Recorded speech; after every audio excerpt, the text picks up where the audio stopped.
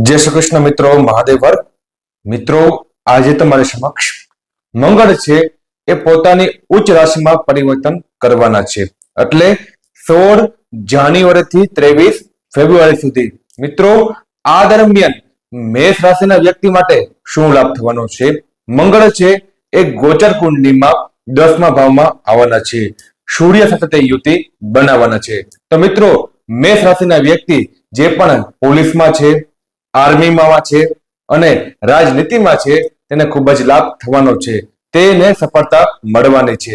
સાથે મિત્રો જે પણ વ્યક્તિ ખેલાડી તરીકે રમે છે, સ્પોર્ટમાં ગેમ રમે છે, તેને પણ ખૂબ જ મહેનત કરશે તો ખૂબ જ લાભ મળવાનો છે। સાથે મિત્રો મંગળની 3 દ્રષ્ટિ હોય છે। પહેલી દ્રષ્ટિ છે એ પહેલા ભાવમાં પડે છે। તો મિત્રો આ દરમિયાન તમારે અહંકાર ન કરવો જોઈએ, સાવધાની રાખવી જોઈએ। જો તમે અહંકાર કરશો તો તમારે ખૂબ જ નુકસાન થવાની સંભાવના વધી જશે। બીજી દ્રષ્ટિ છે એ ચોથા ભાવમાં પડે છે।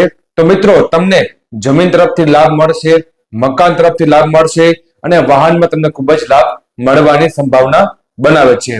મિત્રો તમારી કઈ રાશિ છે કોમેન્ટ બોક્સમાં અવશ્ય લખજો અને મિત્રો આવી જાણકારી તમારી સમક્ષ હું રાખતો રહીશ। જય શ્રી કૃષ્ણ।